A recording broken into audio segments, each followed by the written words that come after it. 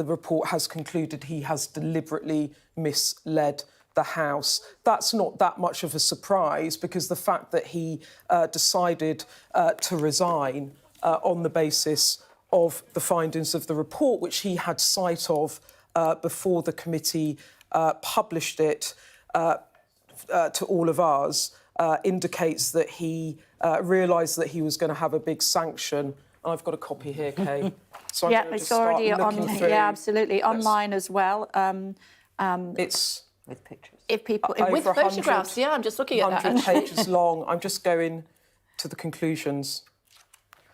Yeah, I tried to scroll down to the conclusion. The summary is there on. OK, here's some. The committee had previously concluded it was very likely that he had misled the House, and it says here that the report now considers that if Mr Johnson was still a member of the House, he should be suspended from the service of the House for 90 days. Wow. And we have a wow from Jill there, because that is a much bigger sanction than was suspected. In the run-up to this, there was an expectation that perhaps he'd be recommended to be suspended for more than 10 days, which would trigger a by-election, potentially, or a recall petition, at least in his constituency.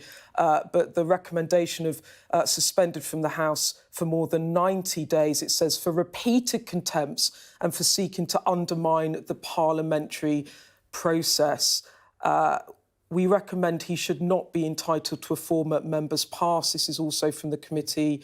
Here are some of the charges: deliberately misleading the House, deliberately misleading the committee, breaching confidence, impugning the committee and thereby undermining the democratic process of the House, being complicit in the campaign of abuse and attempted intimidation of the committee. And that relates to some of the criticisms made by allies that this was a kangaroo court. Boris Johnson himself saying it was a political stitch-up. There was an expectation, perhaps, that some individual MPs would be named in the report. I don't know if they have been named in the report, but certainly criticism of the way that the committee has been undermined by Boris Johnson and some of his allies, accusing it of being a kangaroo court. And it says that he was complicit in that campaign of abuse and attempted intimidation.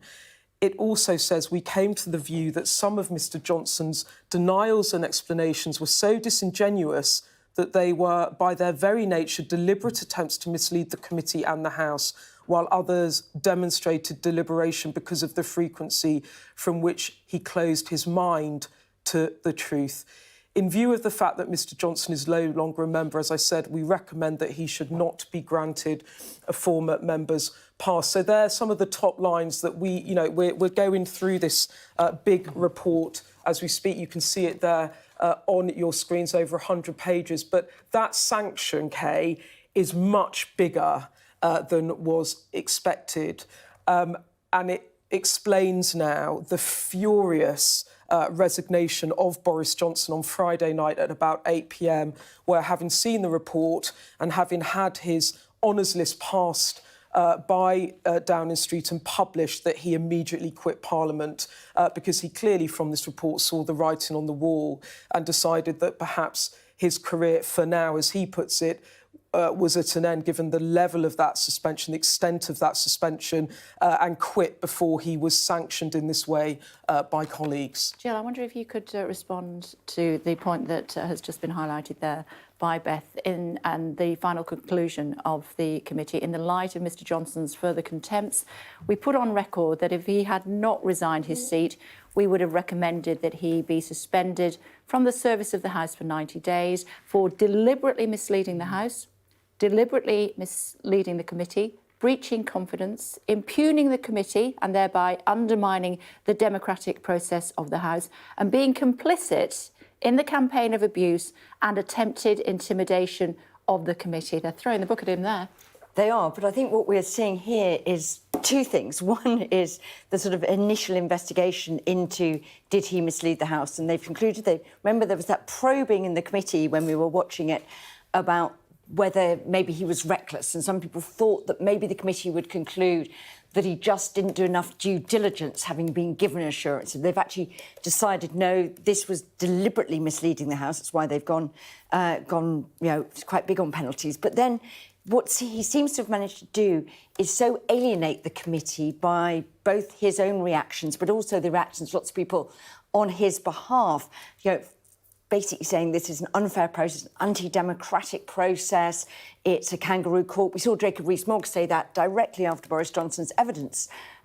So the committee seems to be sort of putting down a further marker that, there are actually two sets of offences here, if you like. There's one about misleading, but there's the second one about not recognising the rights, if you like, of Parliament to assert its standards. The Privileges Committee exists basically to protect the ability of Parliament to do its job, to say that, we will deal with members who get in the way, impede Parliament's ability to do its business. And one of those really important ones is that ministers, people can't come and lie to the House because that, undermines the whole basis of accountability.